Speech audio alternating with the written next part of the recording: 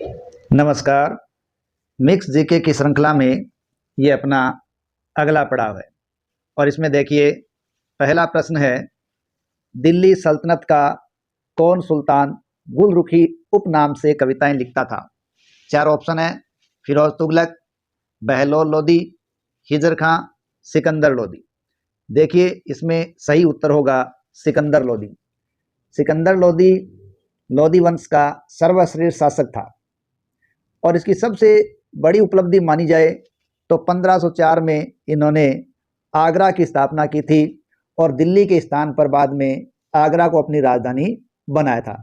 साथ ही साथ एक इसकी महत्वपूर्ण बात ये थी कि ब्राह्मणों पर पुनः जजिया कर सिकंदर लोदी ने लगाया था और सिकंदर लोदी गुलरुखी नाम से कविताएं लिखता था। सिकंदर लोदी के शासनकाल में कहा जाता है कि हिंदुओं ने पहली बार फारसी भाषा का अध्ययन शुरू किया था।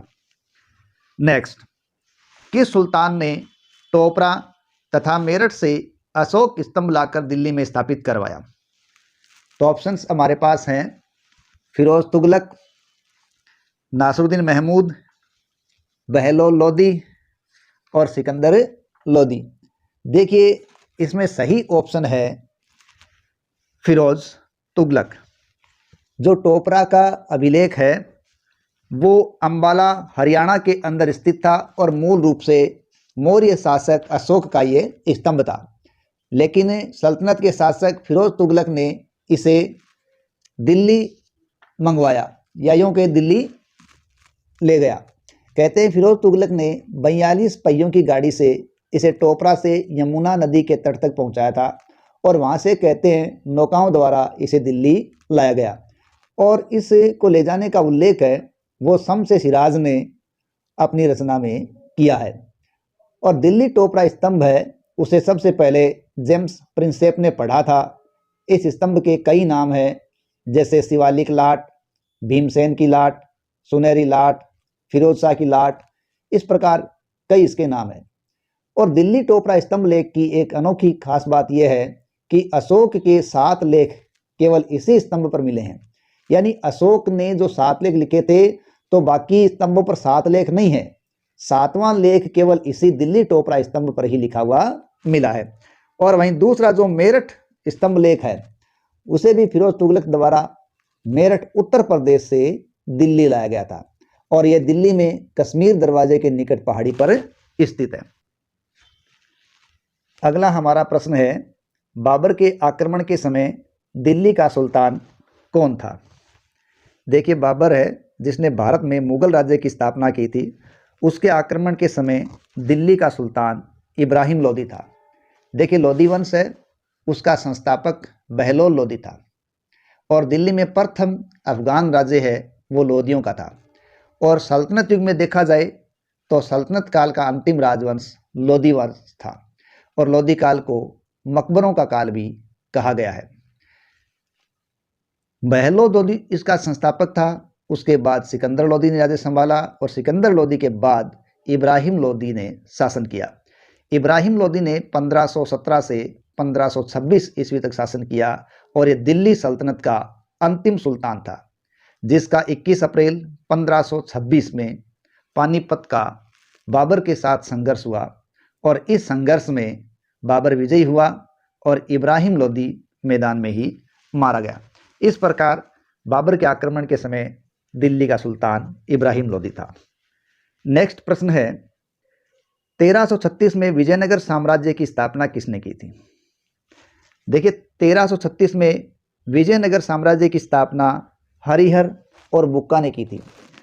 ध्यान रखें कि जब विजयनगर की स्थापना हुई थी उस वक्त सल्तनत का शासक मोहम्मद बिन तुगलक था और मोहम्मद बिन तुगलक के समय अनेक प्रांत कमजोर हो चुके थे जो दूर दराज थे, तो उन्हीं राजवंशों के अंदर विजयनगर का साम्राज्य भी स्थापित हो गया जिसकी स्थापना हरिहर तथा बुक्का के द्वारा की गई थी। ठीक है, अगला हमारा प्रश्न है, अष्टदिग्गज किस शासक के दरबार को सुशोभित कर देते? तो यहाँ अपने को ऑप्शन जो दिख रहा है कृष्णदेव राय, वही सही है। देखिए विजयनगर साम्राज्य के शक्तिशाली शासकों की बात करें तो इसमें सबसे पहले नाम आता है कृष्णदेवराय का। मुगल शासक बाबर भी अपनी आत्मकथा तुजु के बाबरी में कृष्णदेवराय के बहादुरी के बारे में बताता है।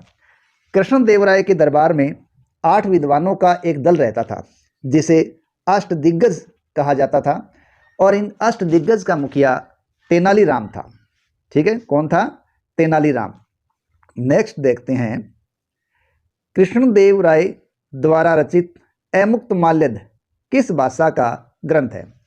देखिए, कृष्णदेवराय द्वारा रचित अमुक्तमाल्यद ये तेलुगु भाषा का ग्रंथ है, क्योंकि कृष्णदेवराय का राज्य विजयनगर एक तेलुगु भाषी राज्य था। नेक्स्ट, प्रसिद्ध विट्ठल स्वामी का मंदिर तथा हजारा का मंदिर का निर्माण किसके द्वारा करवाया गया था? ऑप्शंस हमारे पास हैं, देवराय द्वितीय, हरिहर द्वितीय, कृष्णदेवराय, बुक्का प्रथम। तो देखिए यहाँ इसका ऑप्शन है कृष्णदेवराय। देखिए, विजयनगर के शासक कृष्णदेवराय, जिन्होंने 1509 से 1529 तक शासन किया और तुलु वंश का सबसे प्रतापी शासक माना गया है। ध्यान रहे, विजयनगर साम्राज्य में सबसे पहला जो हरिहर बुक्का द्वारा स्थापित वंश हुआ था वो संगम युग के नाम से जाना गया, या संगम वंश के नाम से जाना गया, और उसके बाद सालुब वंश आया, और तीसरा विजयनगर का वंश था वो था तुलुब वंश। तो कृष्ण वंश जो देवराय हैं, कृष्णदेवराय, वो तुलुब वंश के शासक हुए हैं, और चौथा विजयनगर का जो वंश हुआ है वो था अराविडु वंश। तो कृष्णदेवराय तीसरे वंश यानी विजयनगर के तीसरे वंश तुलु वंश के राजा थे, जो इसके सबसे प्रतापी शासक हुए हैं। और कृष्णदेवराय हैं, उनको विद्वानों को संरक्षण देने के कारण आंध्र भोज भी कहा गया है, और इनका शासनकाल तेलुगु साहित्य का स्वर्ण युग भी कहलाया है। और इन्हीं के समय पुर्तगाली यात्री बारबोसा, डोमिगो पायस आदि यहाँ आए थे। और नागलापुर नामक नगर की नींव कृष्णदेवराय द्वारा रखी गई थी। 1000 स्तंभ वाला मंदिर और विट्ठल स्वामी का मंदिर, ये विजयनगर में कृष्णदेवराय द्वारा निर्मित प्रमुख क्षेत्र है। नेक्स्ट हमारा प्रश्न है, ख्वाजा मोइनुद्दीन चिश्ती की दरगाह कहाँ स्थित है? तो देखिए, ख्वाजा मोइनुद्दीन चिश्ती की दरगाह अजमेर में स्थित है।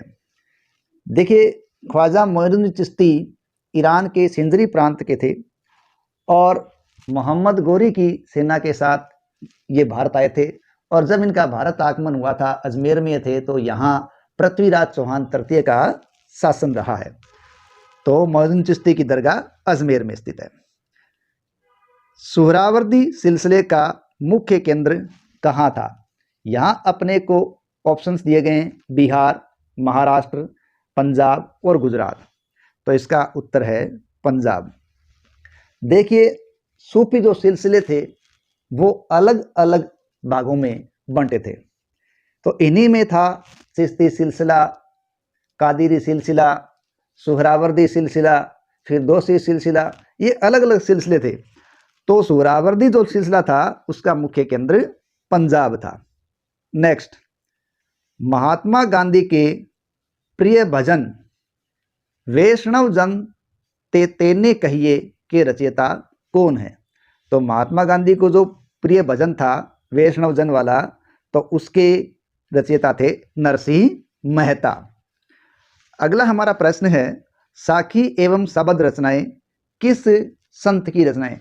तो कबीर दास की रचनाएं हैं, वो साखी और शब्द हैं। ठीक है, शब्द।